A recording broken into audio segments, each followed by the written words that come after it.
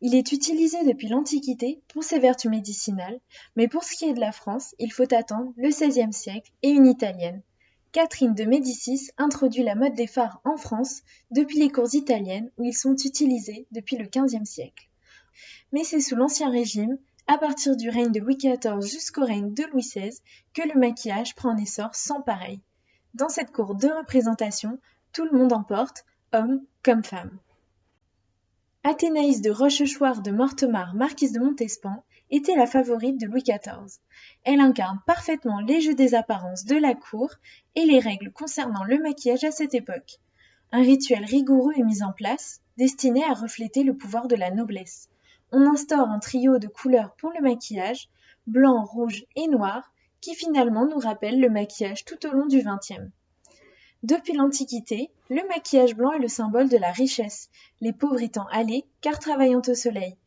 On est distingué et on se distingue par cette couleur éclatante. On utilise le blanc de céruse pour ses qualités détergentes. Il permet de cacher les traces de fatigue, d'émotion, de maladie ou même de recouvrir la crasse et les boutons causés par la petite vérole notamment. C'est pourquoi on s'emplâtre le visage, les bras et le cou. Le gros problème, c'est qu'il est très toxique. Il abîme les dents et la peau, cause des maladies des yeux et intoxique les reins, le foie et les poumons. Mais on voue une réelle obsession pour le blanc. Madame de Genlis raconte dans ses mémoires qu'une femme se faisait faire des saignées pour avoir le teint plus blanc. Avant la marquise de Montespan, on ne mettait du rouge que lorsque l'on voulait séduire. Puisqu'elle emporte, tout le monde va la suivre. La couleur rouge est ambiguë. Elle représente à la fois la séduction, l'amour et l'émancipation, mais aussi l'adultère et l'impudeur. Le rouge était fabriqué avec des substances métalliques comme le cinabre ou minérales comme le carmin.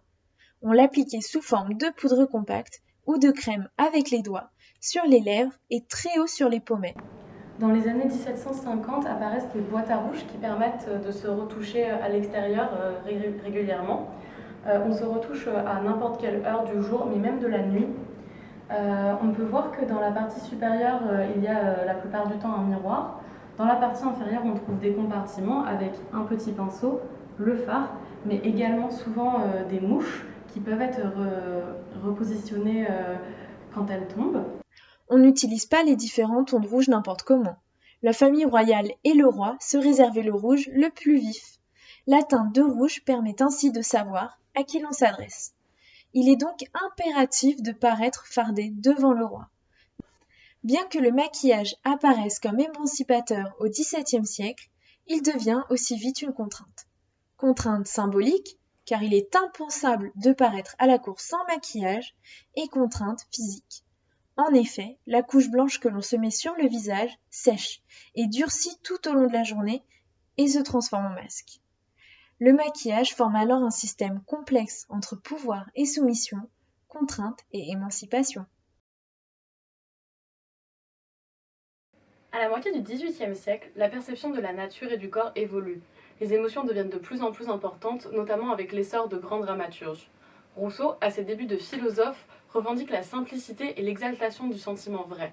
Les encyclopédistes dénoncent tous les artifices, symboles d'ordre sociaux et condamnent le luxe. La séduction réside alors plus dans le jeu d'émotions naturelles que dans le trompe-l'œil. En matière de cosmétique, c'est Marie-Antoinette qui va incarner un modèle de retour au naturel. Ses origines autrichiennes ne l'ont pas habituée aux extravagances de la cour de Versailles, préférant alors une tradition de la beauté plus naturelle. Devenue mère, elle commence à ne plus mettre de fard, ce qui va être très mal vu. Elle dit stop à ce type de barbouillage et cette multitude de produits que l'on savait toxiques. L'eau, jusqu'à alors beaucoup évitée, est reconsidérée tant dans la toilette que dans la composition des produits. Aujourd'hui, nous connaissons certaines recettes des produits de Marie-Antoinette, principalement à base de fleurs et de racines, mais aussi d'ingrédients un peu plus surprenants, comme des morceaux de pigeon macérés dans du lait de chèvre avec des noyaux de pêche, utilisés pour filtrer une eau nettoyante. On ne va plus chercher à tout prix à blanchir sa peau, mais plutôt à en prendre soin. La nourrir, la rafraîchir. Les ingrédients corrosifs vont peu à peu disparaître, ainsi que les pratiques agressives de la peau. On prend conscience que la peau est un tissu vivant et c'est le début de la dermatologie. Marie-Antoinette, c'est un peu la pionnière du maquillage iode. Le rouge va être déposé par petites touches de manière naturelle et estompée pour être dégradé en différentes nuances. L'agressivité des couleurs et le caractère excessif témoignent désormais d'un manque de distinction et de mauvais goût. Il faut bien prendre conscience de la contrainte que représentait ce jeu des apparences à la cour. Les expériences du montré caché sont d'une violence psychologique douloureuse dans les relations sociales. L'abandon des artifices n'est pas facile. L'intériorisation de ces habitudes est décrite dans le récit autobiographique de Mademoiselle de Montpensier. Elle dit « Je ne mettais point de mouche ni de poudre sur mes cheveux.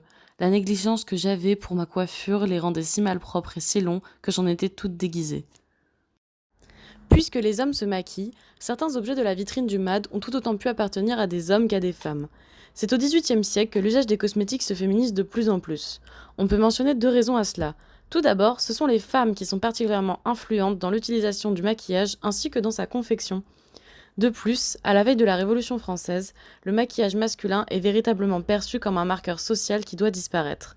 Ainsi, les cosmétiques vont progressivement basculer dans l'univers féminin et contribuent à renforcer les identités sexuées.